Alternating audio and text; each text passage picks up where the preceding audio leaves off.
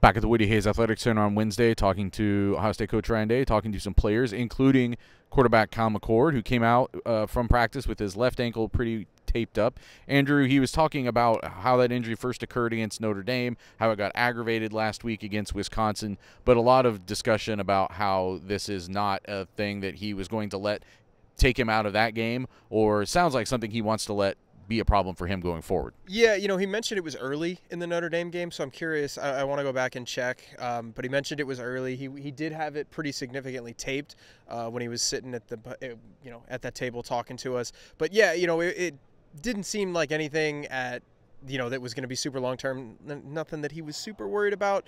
He mentioned the Wisconsin play where it got re-aggravated. It was on a scramble and a dude landed on it, and then it just kind of gave way again. So he said that he wasn't coming out, and there wasn't really a thought to that. So it doesn't seem to be anything that you would have to worry about long term. It's more of a pain tolerance thing, I would guess, at this point.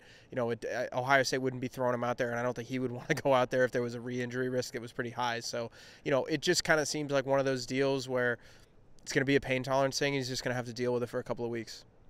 Now, the other quarterback in question was Devin Brown, who didn't make the trip to Wisconsin because of his own ankle injury, the right ankle injury that he suffered against Penn State the week before. Ryan Day said he was going to practice on Tuesday. We don't know if he practiced on Tuesday. Actually, Ryan Day didn't actually get asked about Devin Brown today, but we did see him. Devin Brown did come off the practice field, it appeared, from having been involved in some way in practice with the right ankle taped up, maybe even heavier than the one that McCord's was taped up. But Stephen, any indication or anything you can take away from that as to whether Devin Brown can be back in the mix for Ohio State pretty soon?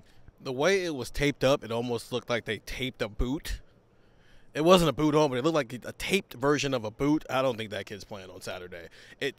He had practice gear on, so he probably did some things. I would doubt he did a lot of things. And the thing I did notice was, because Ryan Day mentioned this last week, how they're going to be relying on Lincoln Keenholz a little bit more. He's just been on the scout team, which typically just means you have a gray jersey on, which means you can get hit. And the fourth quarterback here can get hit because he's not in the non-contact jersey. Lincoln Keenholz is in a non-contact black jersey, just like Kyle McCord, just like Tristan Gebbia, just like Devin Brown. So I am assuming that Kyle McCord plays, that's your starter. Tristan Gebbia is still your number 2. Lincoln Keenholz is still your number 3. And the couple of weeks that Ryan Day put out there in the first place is still on the table. It's just he's at least back out there on the practice field. But it did not look like a guy who went through all 15, 16 periods of practice.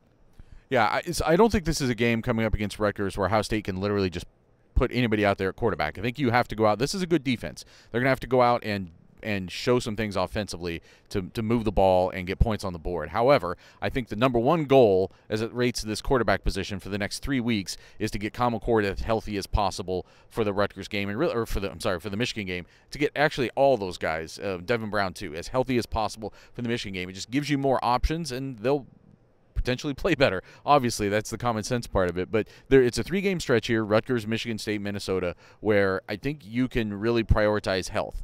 We did see Emeka Egbuka back. I saw him coming through. He's basically actually sort of jogged through the Woody right as we were coming in through the indoor, so that's a really good sign. And been expecting him probably to be back. Julian Fleming, who'd gotten pretty banged up against Penn State, or was kind of against Wisconsin, was kind of in and out of the game. It looked like he had practiced normally, so we'll see if he shows up in the availability report Saturday. No update on Lathan Ransom. I didn't see him today. Ryan Day kind of brushed that off, said we're not going to have any updates today. You'll just have to wait for Saturday for the injury report. So get the text, 614-350-3315, because 9, 10 a.m., whatever time they put that out, we'll be sending it to you straight there first from cleveland.com.